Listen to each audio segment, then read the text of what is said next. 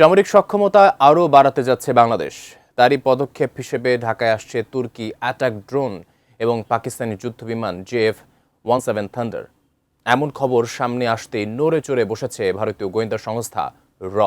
সেই সঙ্গে পাকিস্তান তুরস্কের সঙ্গে বাংলাদেশের ক্রমবর্ধমান সামরিক সুসম্পর্ক ঘুম কেড়ে নিয়েছে নরেন্দ্র মোদীর।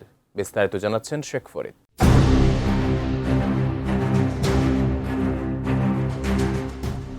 নতুন অস্ত্র, যুদ্ধবিমান, আধুনিক সামরিক ড্রোন এবং সাবমেরিন ও যুদ্ধজাহাজ মোতায়েনের পরিকাঠামো নির্মাণ সহ একটি তালিকা সরকারকে দিয়েছে বাংলাদেশের প্রতিরক্ষা দপ্তর। এই জন্য 2026-27 অর্থ বছরের বাজেটে অতিরিক্ত 27,000 কোটি টাকা বরাদ্দের সুপারিশ করা হয়েছে। এই বিশেষ বরাদ্দটি নিয়মিত বার্ষিক প্রতিরক্ষা বাজেটের বাইরে, যা দেশের দীর্ঘমেয়াদী কৌশলগত লক্ষ্যের অংশ হিসেবে 3 বাহিনীর আধুনিকায়নে ব্যয় করা হবে। এতে বাংলাদেশ বিমান বাহিনী সবচেয়ে বড় অংশ পাবে বলে ধারণা করা হচ্ছে। কোয়ালিটি সম্পন্ন আন্তর্জাতিক মানের still bar CSRM, committed for better still. এমন তথ্যই উঠে এসেছে ভারতীয় সংবাদ মাধ্যম এই সময় অনলাইনে। ওই প্রতিবেদনে বাংলাদেশের সেনা প্রধান জেনারেল ওয়াকারুজ্জামানের একটি মন্তব্য তুলে ধরা হয়। চলতি বছরের এপ্রিলের শেষ সপ্তাহে সেনা প্রধান বলেছিলেন, শক্তিশালী প্রতিরক্ষা ব্যবস্থা ছাড়া কার্যকর পররাষ্ট্র নীতি বাস্তবায়ন অসম্ভব। আর বাংলাদেশ সেনাবাহিনী যুদ্ধ করার জন্য নয়, বরং যুদ্ধ এড়ানোর জন্য যুদ্ধের প্রস্তুতি নেয়। ভারতীয় সংবাদ মাধ্যমটির দাবি, পাকিস্তান ও তুরস্কের সঙ্গে কৌশলগত সম্পর্ক স্থাপনে এগিয়ে যাচ্ছে বাংলাদেশ।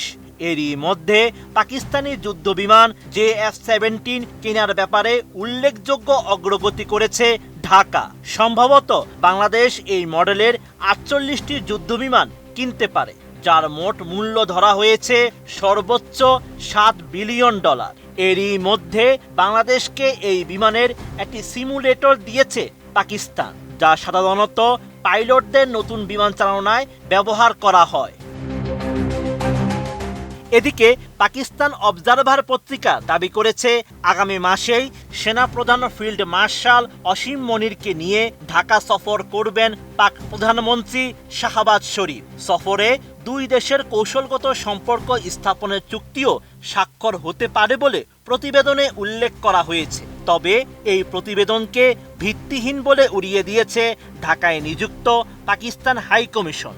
তাদের দাবি, এমন কোনো সফরের পরিকল্পনা আপাতত তাদের জানা নেই। শুধু পাকিস্তান নয়, প্রতিরক্ষা সহযোগিতায় তুরস্কের সঙ্গেও এগিয়ে যাচ্ছে বাংলাদেশ। এরদোয়ান সরকার থেকে তুর্কি অ্যাটাক ড্রোন কেনার ব্যাপারেও উদ্যোগী হয়েছে ঢাকা। আঙ্কারার সাথে সম্পর্ক জোরদারে সম্প্রতি তুরস্ক সফর করেছেন বাংলাদেশের পররাষ্ট্রমন্ত্রী খলিলুর রহমান। সব মিলিয়ে বাংলাদেশের এই সামরিক প্রস্তুতিকে মোটেও খাটো করে দেখছে না প্রতিবেশী দেশ ভারত। সেই সঙ্গে পাকিস্তান ও তুরস্কের সঙ্গে বাংলাদেশের ক্রমবর্ধমান সামরিক সম্পর্ককে অত্যন্ত গুরুত্ব সহকারে পর্যবেক্ষণ করছে ভারতীয় গোয়েন্দা সংস্থাগুলো। Sheikh Farid, ATN news.